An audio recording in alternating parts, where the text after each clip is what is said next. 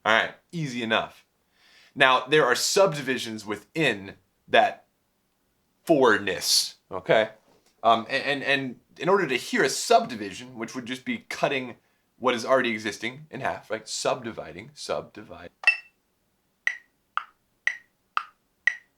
1 and 2 and 3 and 4 and 1 and 2 and 3 and 4 and 1 and 2 and 3 and 4 and strong and weak beats. Think about dubstep, all right?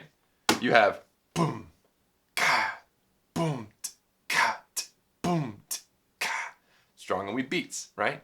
You have the snare on the weak beat, the kick on the strong beat. That's just an easy way to remember which beats are strong and which beats are weak. Now, here's the thing. You start throwing in shuffles with a triplet, and it starts to sound like a different meter, which would be 12/8, meaning 12 over 8. How do we read that again?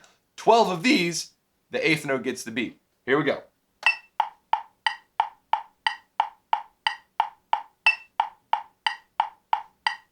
Same tempo, different meter. 1, 2, 3, 4, 5, 6, 7, 8, 9, 10, 11, 12. Now, when you combine those two, so let's combine the 1 and 2 and with the triplet nature of 12/8. That's called polyrhythm.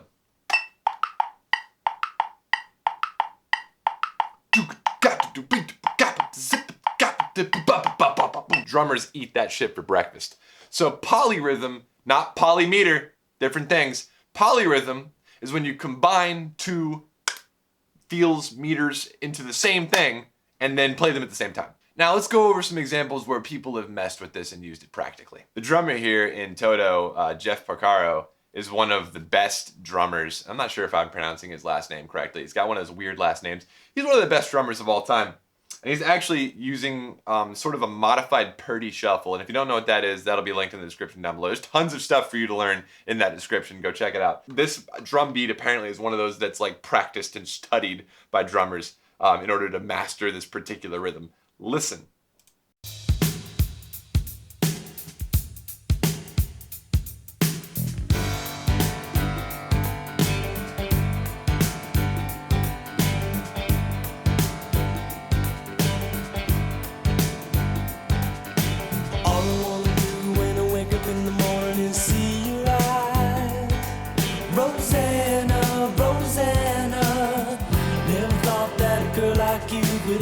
In the interest of not getting dinged for copyright infringement, we're gonna pause it right there. But anyway, you hear that rhythm that he's doing? It's an easy 4/4, right?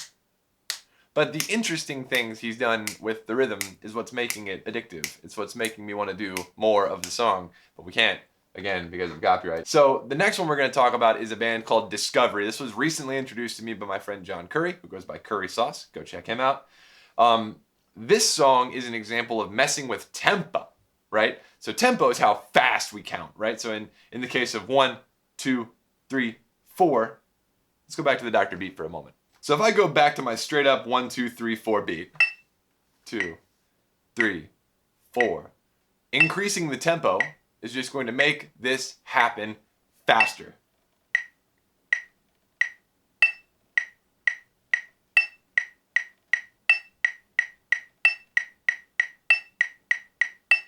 And this is how fast my bass teacher wanted me to play scales. You ready for this?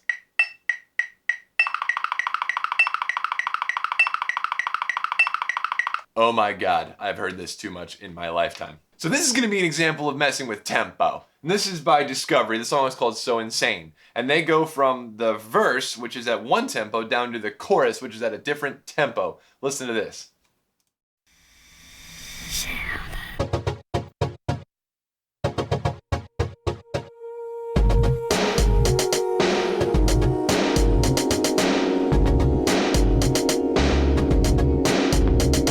When I saw you at the discotheque, sent my vibe out to ya. Then we met up on the dance floor when said I'm gonna teach you. Gonna teach you, teach you.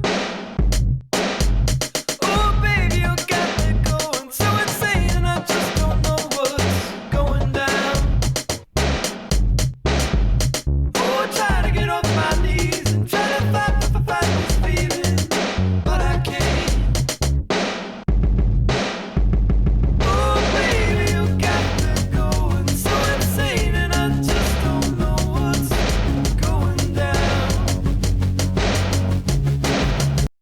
go listen to this entire song. It is nutty. And they mess with meter modulation, which we'll talk about some other time as well. And they slow the tempo up and down and up and down. And they're really messing with what you're expecting to hear. Nothing is super complicated in terms of harmony or melody with any of these examples. What they're really messing with is meter. Now, our final example for today is from a good buddy of mine. And I was going to show you a project that I'm working on that uses multimeter, but this is way better. So this is Electricato, which is Rhinosaurus and Mr. Bill. And this is them messing with meter. So I'm going to full screen this and play the majority of it for you. What they're doing, if you look in the upper left-hand side, coming from Ableton here, you'll see the tempo and you'll also see the meter, right? It's I'll point my mouse to it so you can listen to it. But listen to what they're doing with meter. See if you can count along.